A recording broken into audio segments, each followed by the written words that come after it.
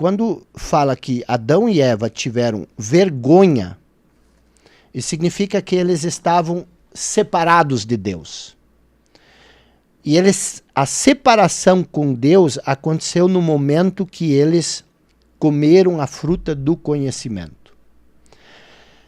E aí, obviamente, eles foram expulsos do paraíso. Houve uma separação entre Deus e o homem. E o que isso significa? Isso significa o seguinte: todos nós somos Adão e Eva. E todos nós passamos pelo jardim do Éden. E todos nós comemos o fruto do conhecimento. E todos nós passamos a nos identificar com o conhecimento e isso nos separa de Deus. Naturalmente.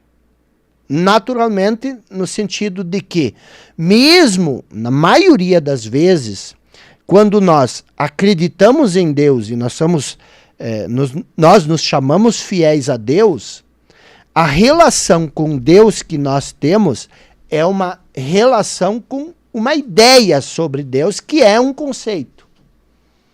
E Deus não pode ser um conceito, porque todo conceito é limitado. Toda ideia é ilimitada. Quando você tem um conceito na sua cabeça sobre quem é Deus, esse conceito, ele se interpõe entre você e Deus. Então, o que é comer a fruta do conhecimento, da árvore do conhecimento? É quando você se identifica com o conhecimento. E quando eu digo conhecimento, eu não estou dizendo conhecimento dos livros, de fazer uma cirurgia, de transplante de coração, esse conhecimento técnico. É aquilo que você vinha falando antes. Você sabe que você é incapaz. Isso é um conhecimento. Você tem tanta certeza de tanta coisa na sua cabeça que você só confia mais nisso. Não existe mais magia na vida, não existe mais encantamento. As pessoas às vezes me perguntam: você acredita em milagres? E eu digo: que ousadia é a sua de fazer uma pergunta dessas? Não há necessidade alguma de você acreditar em milagres. Milagres se desdobram o tempo todo na nossa frente. O fato de eu estar olhando para você e você estar olhando para mim, a gente poder conversar um com o outro e se ver e ver as cores, isso é um milagre, ou não? O fato de você estar aí pensando, ouvindo o que eu estou falando e ao mesmo tempo respirando e o seu organismo funcionando, isso tudo são milagres. O desabrochar de uma flor, o pôr do sol, as estrelas, tudo é um milagre. Mas por que a gente não percebe mais o milagre? A gente fica esperando milagres acontecer. E eles nunca acontecem. Por quê? Porque a gente está tão imerso na escassez do nosso condicionamento mental que nossa vida se limita a isso.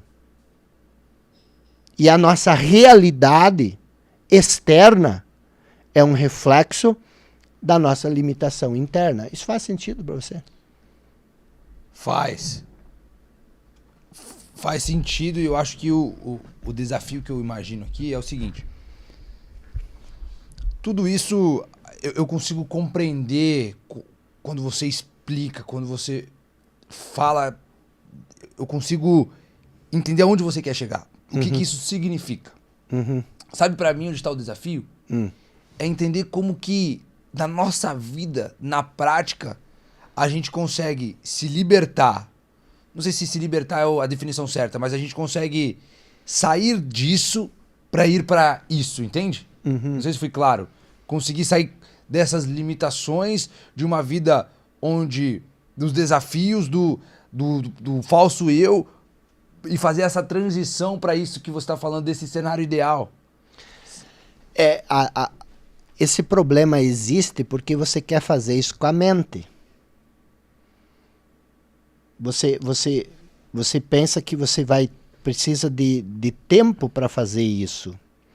Mas o único modo de fazer isso é eliminando o tempo da sua vida.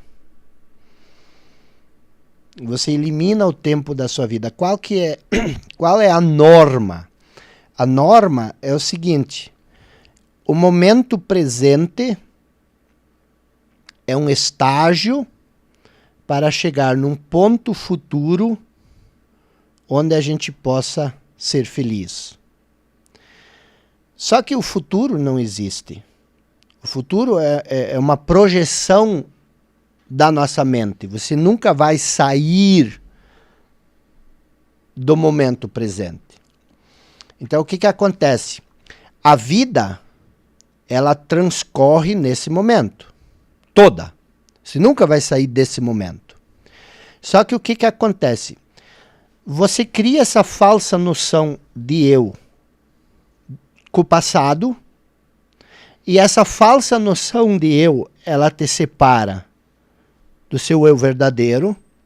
Essa separação com o seu eu verdadeiro cria uma sensação de incompletude, uma sensação de vazio, uma sensação de que eu ainda não sou bom o suficiente, eu ainda não sou digno, eu ainda não mereço.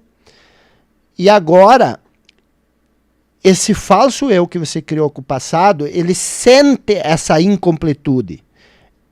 Ele sente essa sensação de que eu não sou ninguém.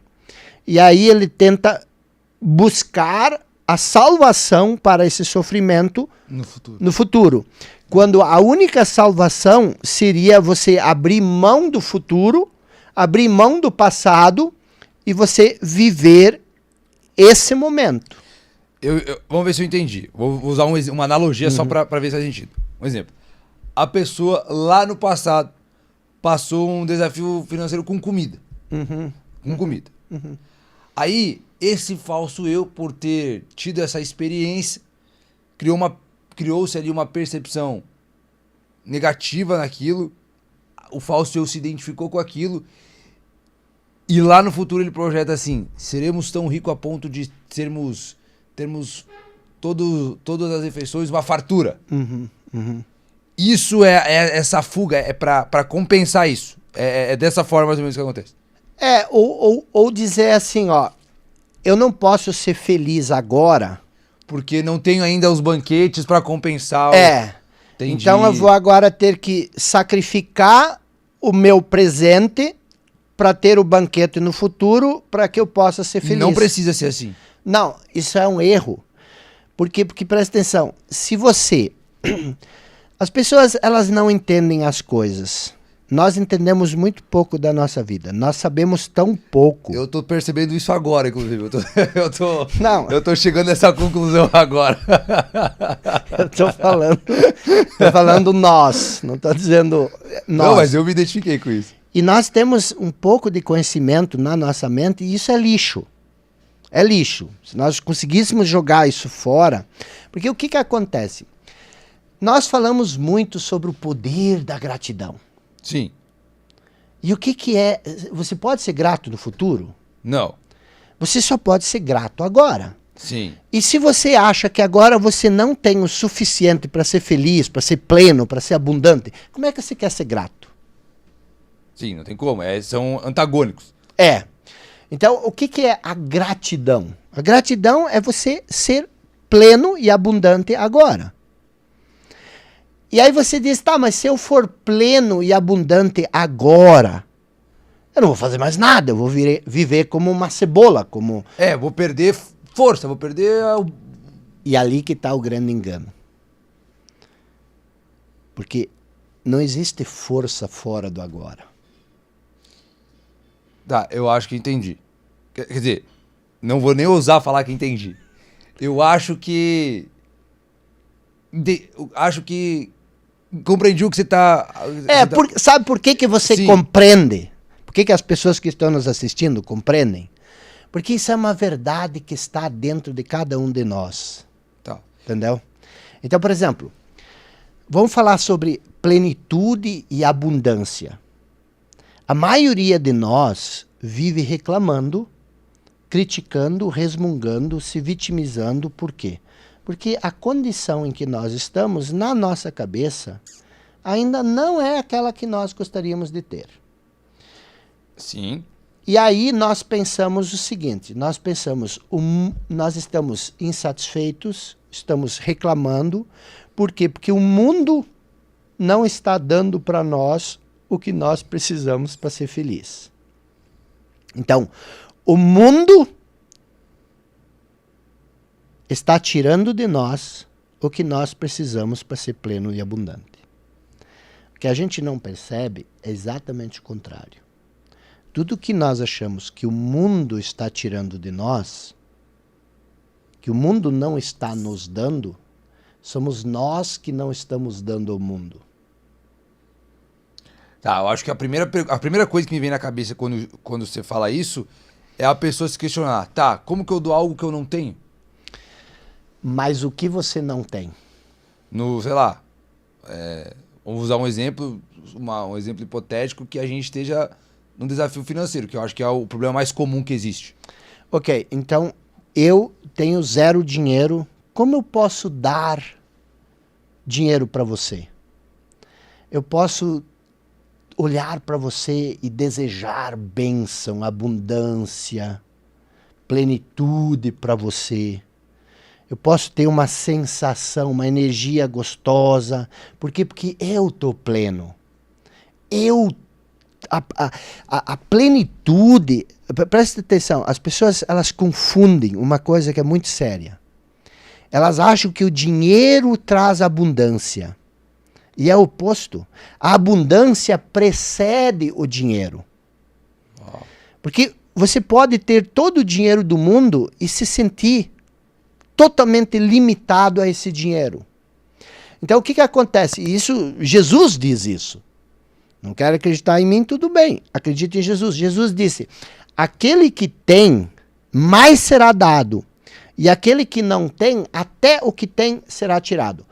Ele não está falando das coisas físicas. Ele está falando do estado de consciência. Aquele que tem um estado de consciência, de plenitude e de abundância, vai ter plenitude e abundância. Aquele que tem um estado de escassez, até aquilo que ele tem, ele vai perder. Esse estado, por exemplo, esse estado de abundância é mais uma daquelas coisas, se a gente pode dizer assim, que não tem forma, certo? Não, o estado da abundância é o nosso eu verdadeiro. O estado de abundância é nossa essência. Tu imagina se tu pudesse agora pegar a sua essência, tirar ela do seu corpo e colocar ela aqui. E aí você enxergasse a sua essência e você visse que essa essência, na verdade, é um sopro de Deus. E que aí esse sopro de Deus te conecta a Deus. E se você se sentisse como esse sopro de Deus, o que você ia sentir?